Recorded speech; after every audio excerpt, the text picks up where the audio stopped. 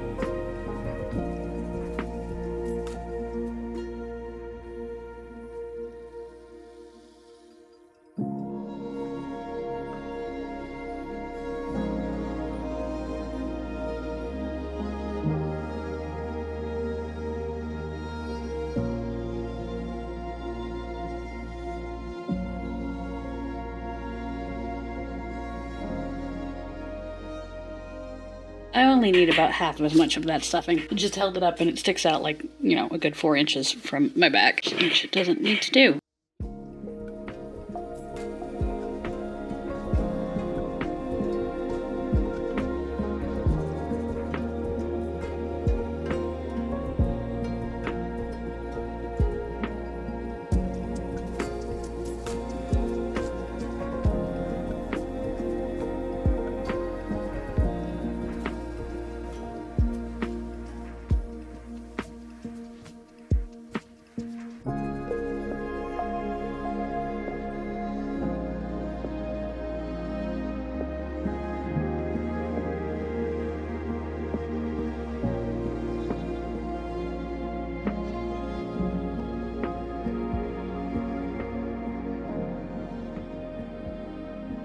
I have been giving this some thought. So I sewed this dart specifically to create a curve here. And if I sew this straight down to this layer, like what was the point of sewing the dart? But I do have the actual dart still here.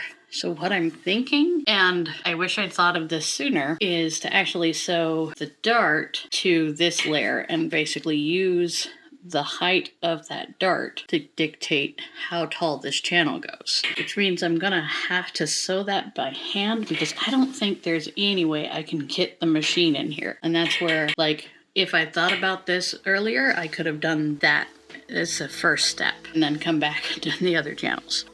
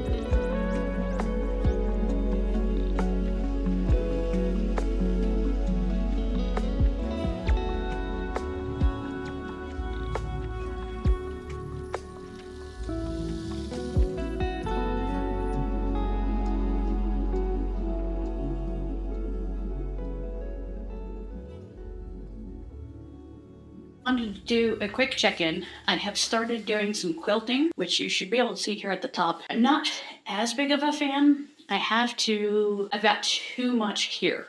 So I think below this bottom line of vent hole, because I've sewn like a full array of vent holes, I need to basically just cut that off and shorten it down. I made it too big. That's an easier problem to deal with. It's pretty comfortable, like it's not nearly as heavy as the towel version.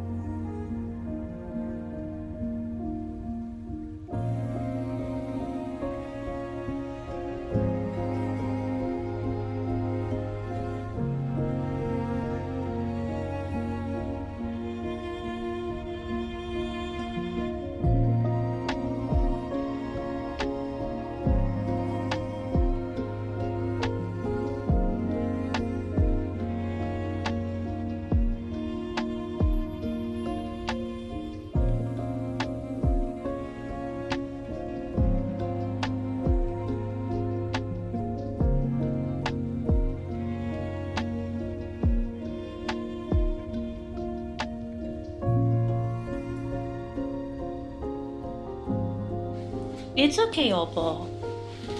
Hi, sweetheart. Yeah, how you doing? I know. Is this old lady giving you a hard time? Yeah. It's okay, sweetheart. Yeah. What can I do for you, sir? Yeah? You want more meats? You always want more meats.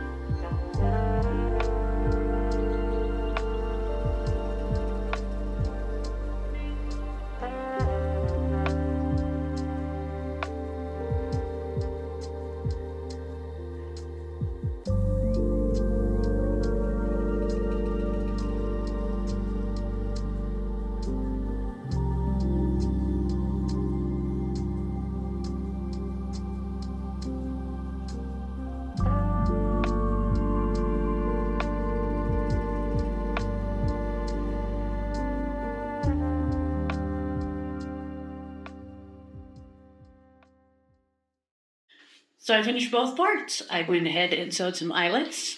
I sewed a bunch more eyelets into here and actually pulled out quite a bit more fluff. This was a very good learning experience for me. I did have another lesson with Billy after I made these, and they're not right.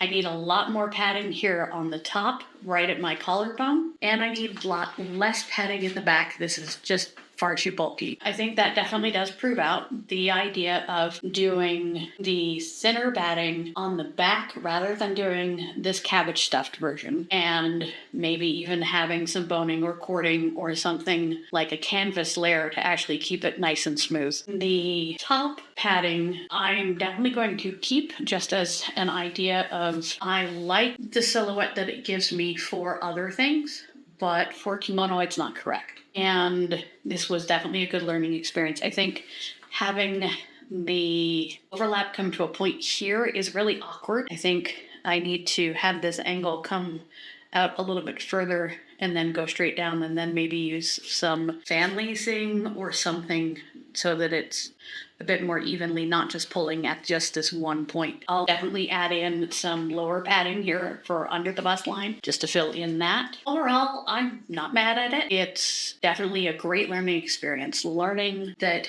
buying an awl is cheap and makes punching holes a whole lot easier. That sewing eyelets is kind of fun. And I don't know how much ventilation it's actually creating for me. I think, especially on, like, if I were to actually do a bustle pad, I might break out my actual metal grommet set just so that I can have larger holes. Like, I can only get so big of a hole. To get bigger holes, I literally need to punch the fabric into a bigger hole or cut it. I really wish I'd cut the cabbage up into smaller chunks before stuffing it in here. It would have made positioning the cabbage easier. It would have made removing the cabbage easier. Some of the filling that I had to remove through the eye holes. I used the awl to punch the eyelet, and I pulled out a bunch of stuffing through that eyelet, and then I sewed the eyelet. I did remove quite a lot of bulk out of it, but it's still too bulky. So I will definitely do better on my next version, which, as I mentioned, that's part of the reason why I'm making these as mock-ups, not using expensive fabric. I mean, this is muslin. Part of the reason why I'm doing mock-ups is to learn the process. I do feel more confident about being able to use this batting to alter my shape when I make like waistcoats, things like that, to add that in to a middle layer. But for kimono padding, it's not there. I'm looking forward to making my next pair, but that's going to have to wait because my next project is going to be on the smaller size and getting back to this channel's roots, which is to say I'm going to be making a cosplay that's miniature. Be sure to subscribe and tick the notification bell. I work full-time, so my upload schedule is going to be hectic. So the only way to make sure you see the things that I upload is to make sure you subscribe. Anyway, we'll see you next time. Bye!